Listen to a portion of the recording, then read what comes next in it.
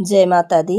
आज की इस वीडियो में आप सभी सुनेंगे नवरात्र के 5वें दिन सुनी जाने वाली माँ स्कंद माता की कथा। तो आइए सुनते हैं। चैत्र नवरात्र की पंचमी तिथि को माँ दुर्गा के 5वें स्वरूप यानी माँ स्कंद माता की पूजा की जाती है। उनका स्वरूप अत्यंत सौम्य और ममतामयी है, जिसमें देवी अपने पुत्र स्कंद यानी भगवान कार्तिकेय को गोद में लिए हुए दिखाई देती हैं। मान्यता है कि इस दिन विधि विधान से देवी की उपासना करने से साधक की सभी मनोकामनाएं पूर्ण होती हैं। इसी के साथ जीवन में सुख शांति का वास होता है। शास्त्रों के मुताबिक स्कंद माता अपने भक्तों को न केवल भौतिक सुख समृद्धि प्रदान करती हैं, बल्कि साधक के बड़े से बड़े दुखों का भी अंत करती हैं। कहते हैं कि जो लोग संतान सुख की कामना करते हैं, उनके लिए इस दिन की पूजा विशेष रूप से फलदायी है। इस दिन देवी की कथा का पाठ और केले का भोग लगाने से वह शीघ्र ही प्रसन्न होती हैं और मनचाहे परिणाम प्राप्त होते हैं। अब आइए सुनते हैं स्कंद माता की कथा।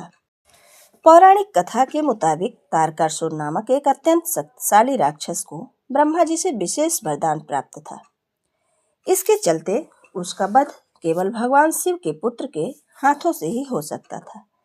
माना जाता है कि इस वरदान के कारण उसका अत्याचार बढ़ता जा रहा था और देवता भी उससे भयभीत हो गए। यह सब देख माँ पार्वती ने स्कंद माता का रूप धारण किया और अपने पुत्र कार्तिकेय को युद्ध के लिए तैयार किया। माना जाता है कि माँ के मार्गदर्शन और आशीर्वाद से ही भगवान कार्तिकेय ने तारकासुर का संहार कर देवताओं को उसके आतंक से मुक्त कराया। इसलिए माँ स्कंद माता की पूजा करने से व्यक्ति के जीवन में सकारात्मक ऊर्जा का संचार होता है और हर प्रकार के भय, बाधा, नकारात्मकता का नाश होता है।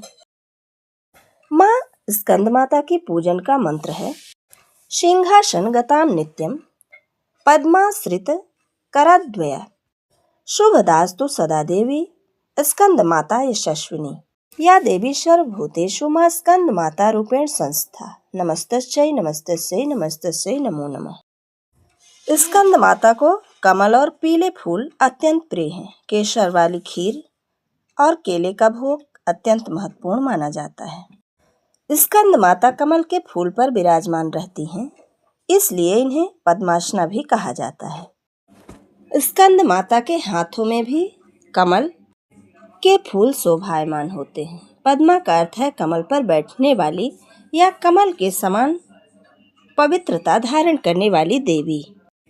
उनकी चारों भुजाओं में से 2 हाथों में कमल का फूल है, जो पवित्र, ज्ञान और सुंदरता का प्रतीक है। कमल कीचड़ में भी रहकर अछूता और पवित्र रहता है, जो यह दर्शाता है कि देवी सांसारिक साधनों से मुक्त होकर ज्ञान और मोक्ष का मार्ग दिखाती हैं। क्योंकि माता ने स्कंद को जन्म दिया और अपनी गोद में लेकर उनकी पालनहार बनी, इसलिए उन्हें स्कंद माता कहा जाता है। वे नवदुर्गा का 5वां स्वरूप कहलाती हैं।